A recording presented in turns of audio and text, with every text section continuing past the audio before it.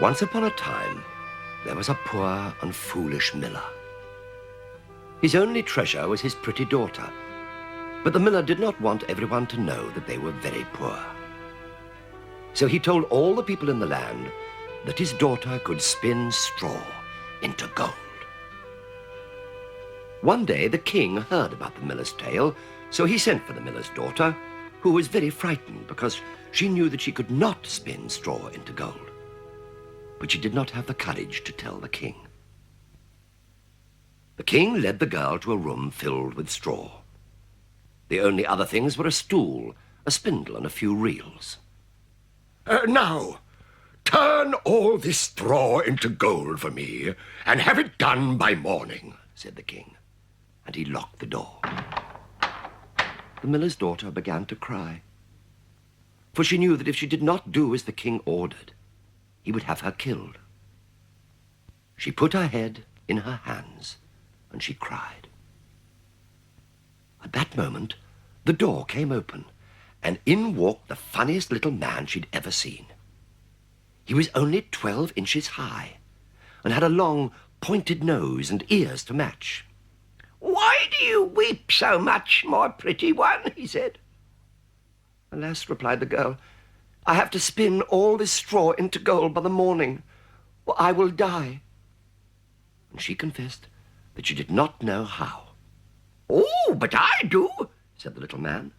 "What will you give me if I do it for you?" he asked. My beautiful necklace," replied the girl. The funny little man agreed and started to work. He worked all through the night, and when morning came, the room was filled with gold, and the little man went away.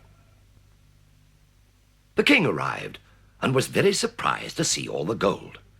And being a greedy king, he wanted more gold. And he said to the girl, "Right, come with me."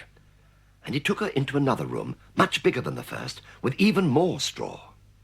And he told her to spin all the straw into gold by the next morning, or she would die. Once again, the king left and bolted the door. Oh dear," said the girl. "I won't get away with it this time." And she began to cry. At that moment, the door came open, and in walked the same funny little man. "What will you give me this time?" inquired the little man. The ring from my finger," said the girl. So the little man went to work again, and he worked all through the night, and by morning the room was filled with gold. And once again, the funny little man went away. When the king arrived, he was delighted to see all the gold, but still he was not satisfied. So he took the girl to another room, even larger than the last, and this time he said to the girl, as he locked the door, "Spin all this straw into gold before morning, and you shall be my queen." Well, just as the girl began to cry, the door flew open, and there stood the funny little man. "What will you give me this time?" he asked. The girl, looking very sad, replied, I've nothing left to give." "Then promise that you will give me your first baby when you become queen," demanded the little man. Well, the girl, not thinking that she would become queen, quickly replied, Yes, anything, but please help me." The little man set to work once again. Just as before, all the straw was turned into gold. And when the king arrived in the morning, he said, "You have made me a very rich king, and I will make you my queen." And so they were married. And a year later, the queen had a lovely little baby.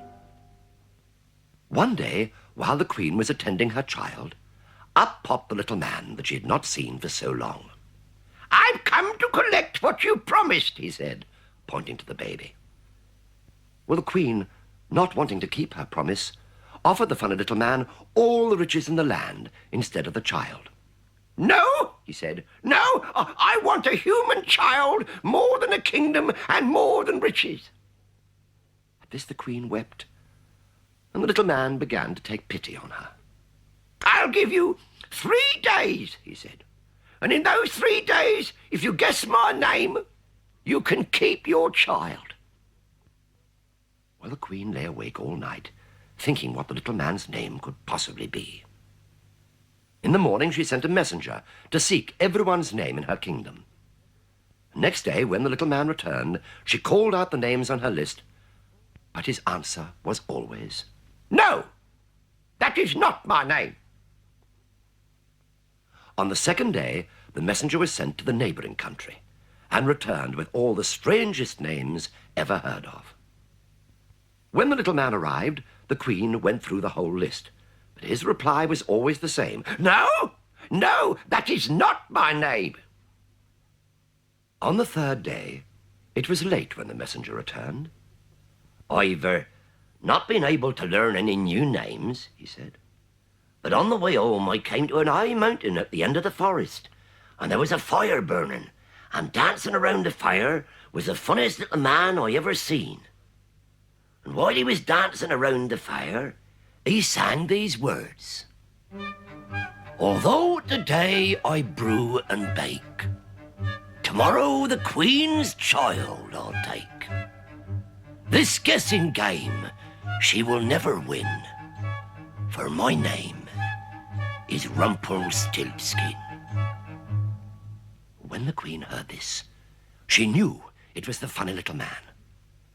And when the little man arrived for the third and last time, the Queen pretended not to know his name. She asked, "Is your name Arnold?"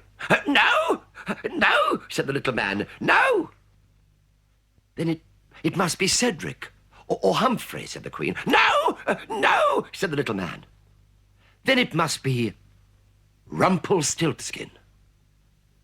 The little man was surprised and very, very angry. "Oh, a witch has told you," he yelled. "A witch has told you." And then he stamped his foot, and he jumped about in a temper until he stamped his foot so hard he went straight through the floor. And it is said that to this day, Rumpelstiltskin has never been seen again.